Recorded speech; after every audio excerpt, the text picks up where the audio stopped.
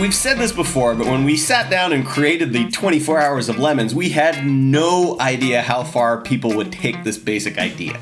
Yeah, I mean, we had no idea about, anything. Magnets, how do they work? These crazy builds, themes, and schemes are all a result of you guys, our racers, not us having some kind of brilliant grand plan for everything. Yeah, that's true. And in a lot of our marketing and social media, that's just showing off something ridiculous that you, our participants, have done.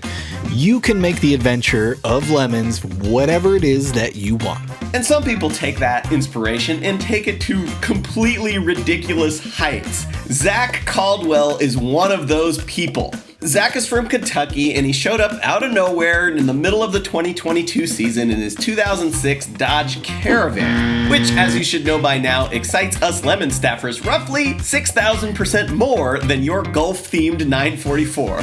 Yeah, his team was called Rad Dad Racing, which of course is a nod to the family hauler minivan thing, and he went on to finish in the middle of a 100-car field at Road Atlanta, beating a whole bunch of faster cars in the process. In fact, only 7 of the 50 cars that finished behind the van in those final results had a slower fast lap time. Yeah, pretty good race, but it turned out to be just a small taste of what Zac had in store for the next Lemon season. At some point during the winter after that race, he came up with the name Vannonball, obviously a play on his van and the cross-country cannonball race from the 70s, and he slowly put together a plan to drive the Lemons van cross-country from a Lemons race to a Lemons race, meeting some of his bros along the way, calling the whole thing Vannonball, the Great American Road Trip.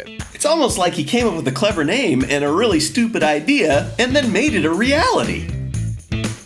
On a more personal note, Zac was diagnosed with ADHD as an adult and describes himself, quote, as chronically disorganized, forgetful, and impulsive, and top to toes the last person you want managing or prepping a race car. So he deserves tons of credit for jumping headfirst into an activity that challenges all of those characteristics immediately. We'd like to think that Lemons is a great atmosphere for that, to challenge yourself in a variety of ways or whatever you're experiencing personally. If you're worried about the organization, the wrenching, the driving, we try to provide a welcoming atmosphere where you can test yourself without worrying too much about getting a few things wrong along the way. At the end, you just can't take this thing too seriously. I mean, look at what you're going to be racing against.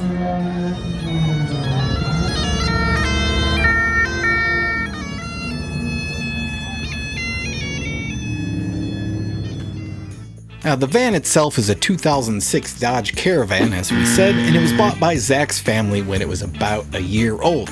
They used it as a grocery getter, as you might imagine. They also took it on YMCA mission trips for things like building community gardens and repairing sidewalks, and they also used it to store and haul hay for Zac's mom's therapeutic horseback riding clinic. Zac's mom loved horses, and at one point she put a sticker of a horse on the side of the van that also helped her find the van in parking lots.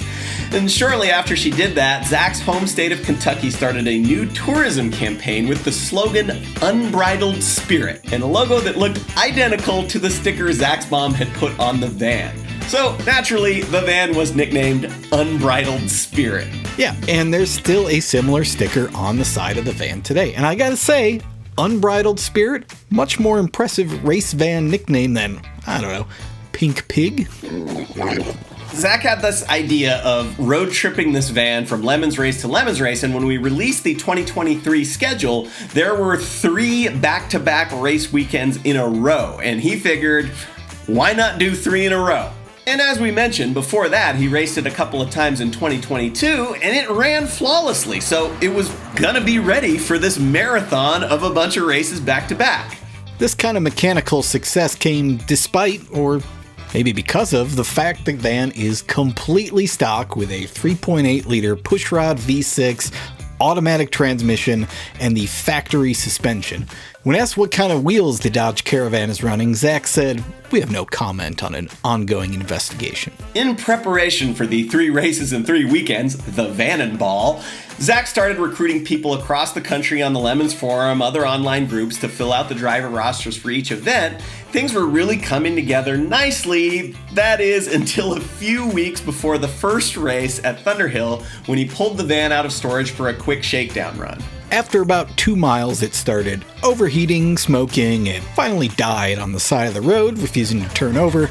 Remember, this was the same van that had done 2 Lemons races just months before with 0 problems. He hiked back to his house, got a tractor, towed the van back, discovered that he had forgotten to drain the water out of the motor over the winter. It blew out a freeze plug, the engine overheated, it cooked the cylinder heads, maybe cracked the block. Well, it was toast. This led to a frantic search for a replacement motor, which got swapped in at the 11th hour, and Zac set out for California from Kentucky with a van full of tools and camping gear, with an unproven vehicle, some drivers he'd met on the internet, and thousands of miles of driving and racing after the very first event that he hadn't gotten to yet. Although the timing was tight, Zac rolled into Thunderhill just in time for tech, met his drivers, and was ready to start race 1 of 3 in a row. I was at Thunderhill and I didn't see the van start the race, but a few hours after the green flag, I wandered over to the paddock spot and I found Zac looking totally spent in the driver's seat. I figured it was a combination of the frantic engine swap, cross-country drive, and then the first couple of hours in the first stint of the race. So I said something to the effect of, "Hey man, I guess you're all wiped out. You finally earned a break." And he said, "Nope, I actually haven't gone out yet." Turns out that once he was fully suited and strapped in, he had a full-blown claustrophobic panic attack, which actually happens more than you'd think in Lemons.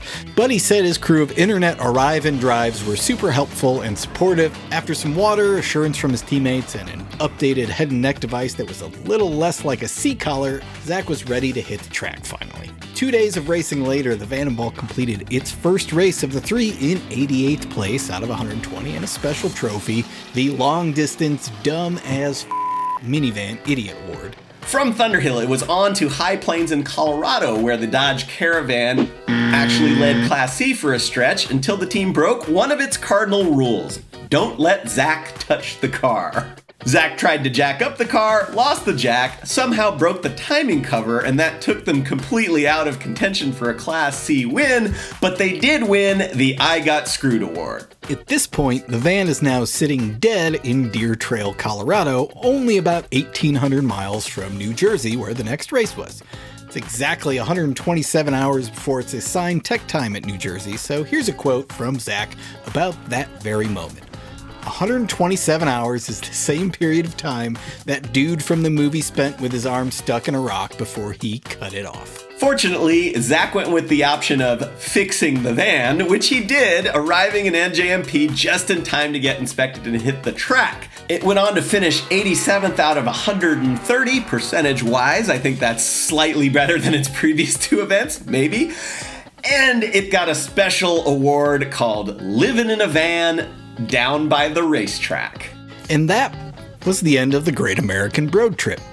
Or so Zac thought. See, we knew all along that our 2023 schedule actually had 4 races on consecutive weekends, with the final race at Gingerman in Michigan right after New Jersey. During the New Jersey awards ceremony, I was the one presenting the awards, and I pulled Zac up and I said, "Hey Zac, you've made it this far. We're pretty sure Michigan is basically on the way back to Kentucky. Yes, well. So why don't you come and do the next race for free at Gingerman on the house?" And who can turn down a free entry, even if it means driving thousands of miles out of your way? But Zac did it. He drove from NJMP to Gingerman, raced at Gingerman, where the van finally melted down its brakes for the last time. Zac had run into this problem a few times in the past, but this time I think his energy level finally reached its limit. He parked the car, didn't have a great overall result, but he did win the org choice. According to Zac, here are the final numbers. There were 4 Lemons races on 4 consecutive weekends over 30 days, about 1,700 track miles, over 5,000 highway miles, 16 sets of brake pads, 6 tires, 3 engines, 15 drivers, 900 gallons of gas, 16 states.